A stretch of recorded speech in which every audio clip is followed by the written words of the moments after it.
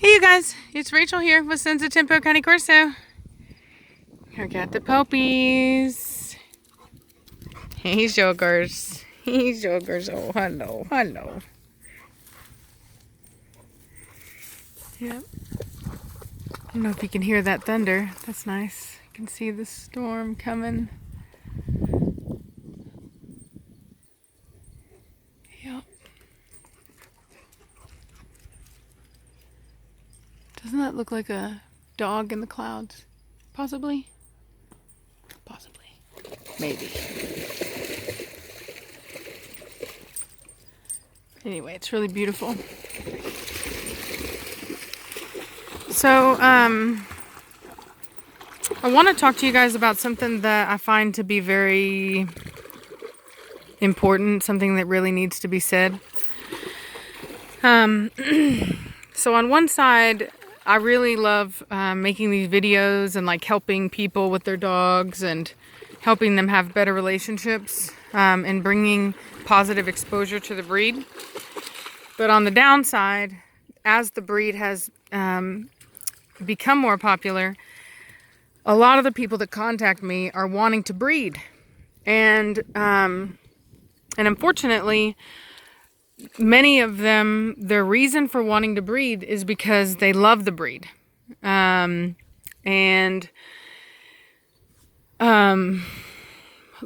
a breed doesn't necessarily make a person a good dog breeder. In fact, a lot of the things that, oh, look how cute. A lot of the things that go with being a breeder are not always compatible with people who just love dogs.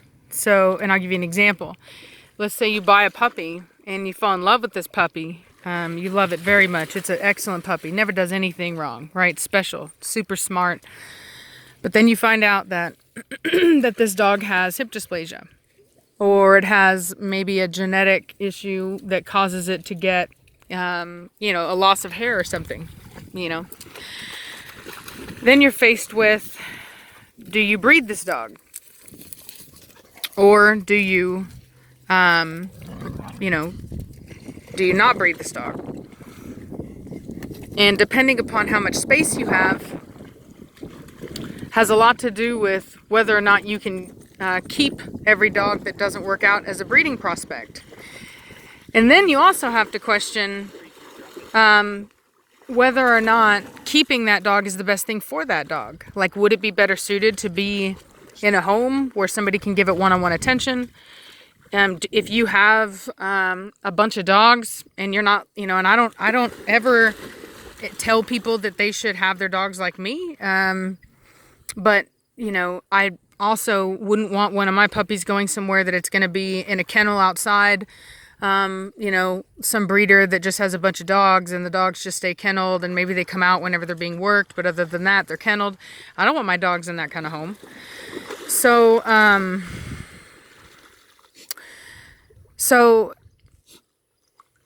there are moral issues, conundrums, if you may, that come with being a breeder that most pet owners are really not equipped to deal with emotionally.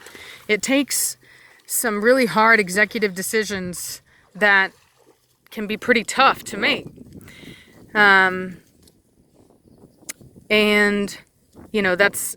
That's something that every person has to come to terms with whenever they decide to become breeders.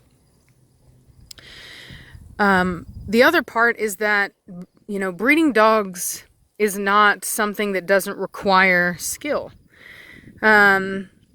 It's like you may love vehicles. You may love racing cars. I know I did. I used to love racing cars. But I never, ever tried to confuse that with trying to be a mechanic. I don't want to be a mechanic. I'm not trying to be a auto exterior designer. You know what I'm saying? Like, that's not anything that interests me. I just like driving fast. And so what I'm trying to say is that just because you can breed dogs doesn't mean you should. And the problem is that what ends up happening is when you get a bunch of people who are breeding dogs, but they really don't have the skills, the natural skill, what we call an eye for a dog, then you get people that are susceptible to poor breeding practices, like what's happened to the German Shepherd breed. You know, that is an entire breed, the show lines. That's an entire breed with, I want to say, thousands, if not millions of individuals that have been bred by, at least, I don't know how many German Shepherd breeders there are, but there's got to be at least 100, right? And of all those people, not one of them could see that what they were breeding into those dogs was wrong. You know, these are people that shouldn't be breeding. And it's because of the fact that they don't realize that breeding is about breeding good animals. It's not about breeding a good breed. It's not about breeding a good German Shepherd first. It's you breed a good dog first, and then you worry about the way it looks afterwards. And the people that are breeding for the standard, breeding for that look, are the ones, and they can't put, like, morally, they don't realize that it's wrong to breed dogs that are that unhealthy. And you know, I saw a German Shepherd at the dog park today. I even debated, like, is it morally right to tell someone that their dog has hip dysplasia? Because it was obvious. The poor dog had, it was just obvious. And he was one of those showbred ones. He had the roachback. And it's like, do you say something or do you not say something? I don't know. I didn't say anything. I thought that maybe they might think it's rude and get defensive. Especially because I'm not a vet. But I know what to look for. And that's the thing, is in order to be a good breeder, you have to know what to look for. It's more of a feeling, less of a knowing.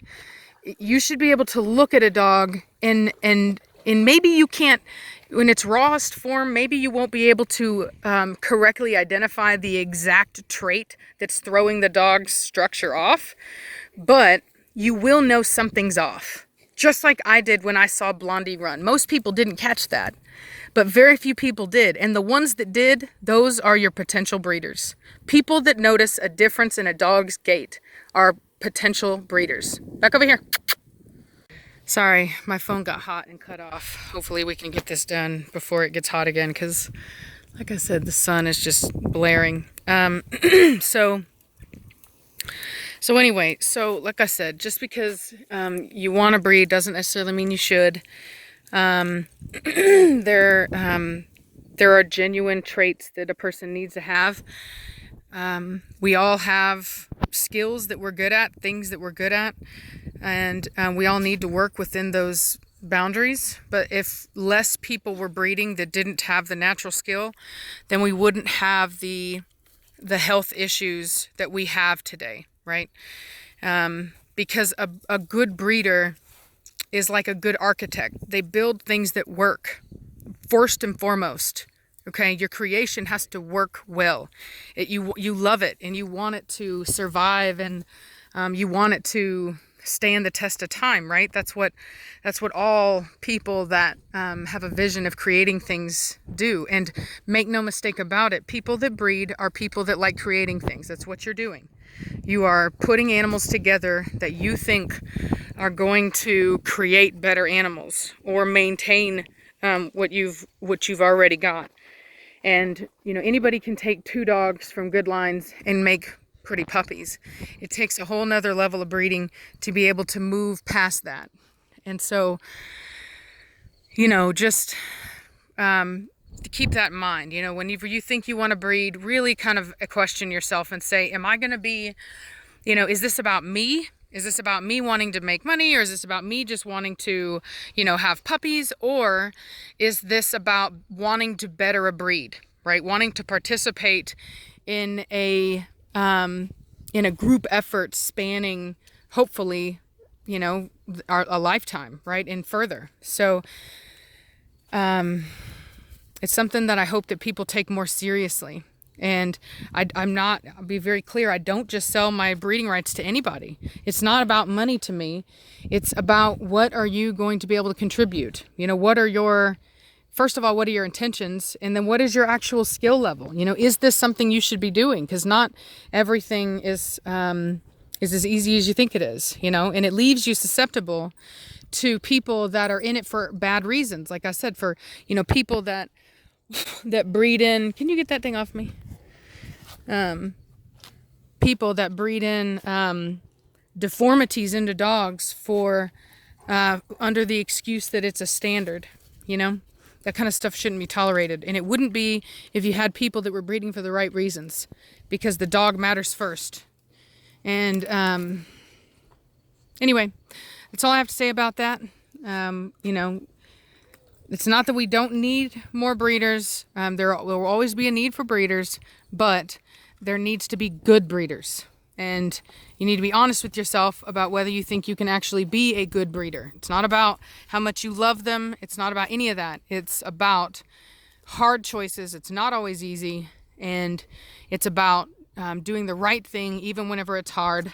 And it's about investing in good dogs and knowing how to identify a good dog. You know, you should know that. You should research it. You should understand the fundamentals of basic dog biology before you even begin to start trying to learn about breed standards, because only then will you be able to see which ones are counterproductive to a dog's health and which ones are actually still within the realm of normal. So, because there are some breeds that just are out of whack and are in need of recovery. And there are people that are taking the risk in doing that. They don't have registered dogs, but they're breeding healthier, better, historical versions of breeds. And that should be rewarded over people that are breeding overly done, you know, hyper types that serve no function and die early and cause nothing but heartache and very expensive vet bills. So anyway, we're gonna go. Like I said, the storm is rolling in. So anyway, I'll talk to y'all later, okay? Bye.